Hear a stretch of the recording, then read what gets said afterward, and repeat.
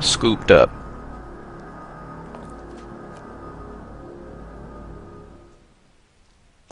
Alright, and then you get a blue gem every time you beat a boss, which upgrades Johnson, gives you a new gun, and then when you collect all the guns, it gives you upgrades. Rock. Shove it into my face, G. Trust me, it doesn't mean we're engaged or anything. Might be a tight fit, but okay.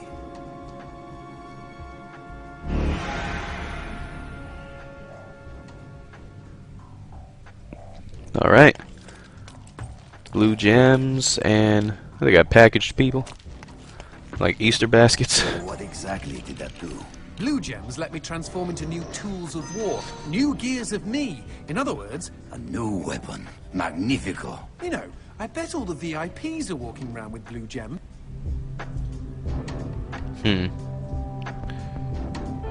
Alright, so let's read what this says. To move this computer thing out the way. Johnson can now transform into the Teether! The Teether is fast. Machine gun able to shoot demon teeth at a high rate of fire. While holding aim, hold the fire button and enjoy! This is actually my favorite weapon in the game. The Teether. Because when you upgrade it, well, when you get more blue gems, it upgrades to like the Mega Teether 3000 or some shit, and it has like 9 like little holes in it. Like, you know, you only shoot, there's only one laser, right? It then has like 9 lasers, and they lock on, and you just be tearing up, squeezing and cheesing, spraying and praying, baby. That's all I do. There's enemies down there. Let's do this, and just start tearing up down the hallway.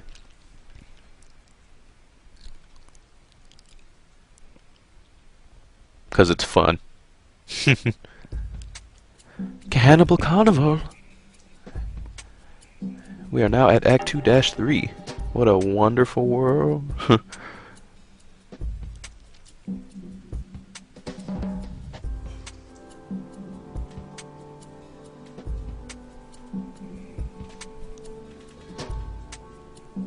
Well, later on you meet like a merchant. I guess that could be compared to Resident Evil 4 also.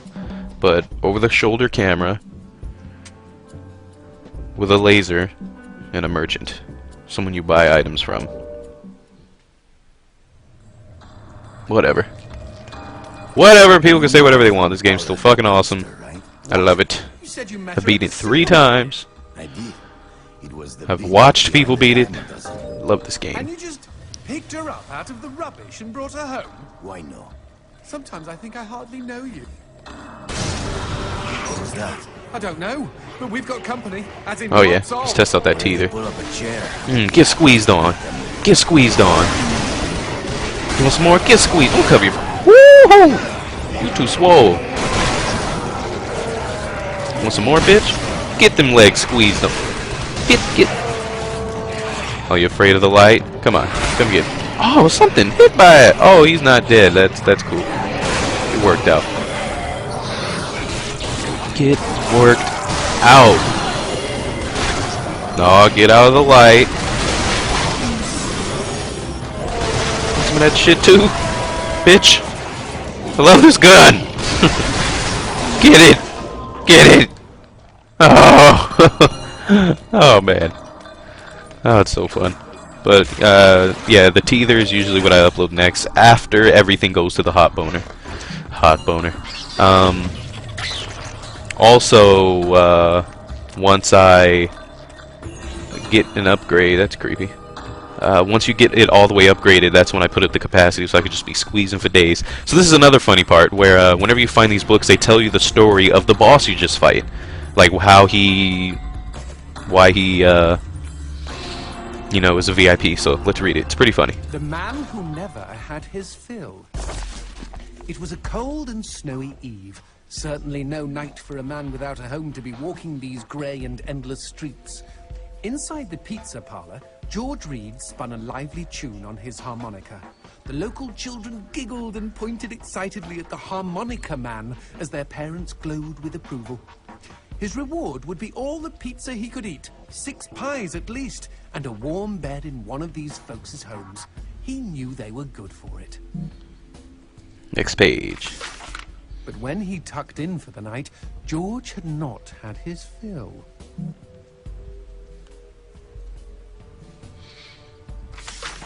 As the years and calories stacked up, most men would have got older and fatter. Yet for all he consumed, George only got thinner as he washed from town to town. Tapeworm. Tonight he plied his trade with some grannies and orderlies in a nursing home. Hoo-ah! His harmonica filled the room with joy. After devouring 3 helpings of pork chops and mashed potatoes, That boy was balling. He ate of the old woman next to him. Juice dribbled down his chin. "Go ahead, Georgie," she said. "You're such a good boy. You shouldn't have to starve." But George had not had his fill. Early the next morning, he was already on the freeway with his thumb in the air. "Where are you headed?" said the man in the truck. "Nowhere," said George. "Anywhere." It was a new decade, and tonight George played to an all but empty bar in the city. He had lost a lot of weight. Afterwards, the only woman in the joint took the stool next to him and asked him his name. The bartender leaned over the counter. "You don't know this guy, Mary. George is famous, been all over the tri-state area." With a wink, he added, "Man's insatiable." Trying to get him some ass. And that night, George proved it as he buried his face in Mary's beaver. Oh, that's gross. Holy woodland creatures! Attaboy, George! Attaboy, George! That a boy! Go, George! She purred. But even after 5 trips to heaven and back, he had not had his fill. The morning after was an awkward affair as they stared at each other over coffee. One wanted to feel more, the other just wanted to feel. In his final days, George was all skin and bones. I can relate, except for the skin part. His last meal had been a mistake. It was on a sidewalk one night in a small suburban town that he came across the boy. Hungrily, and with an agonized grimace, he opened his mouth to beg for help.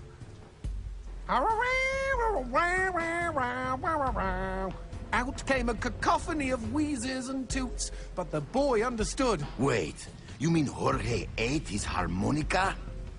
Once he was alone, George Reed looked at the candy bar he held in one hand and began to cry.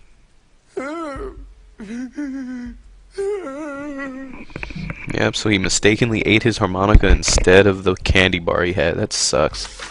They found George's half-eaten body in a market next town over. In one hand he held a knife, in the other a fork.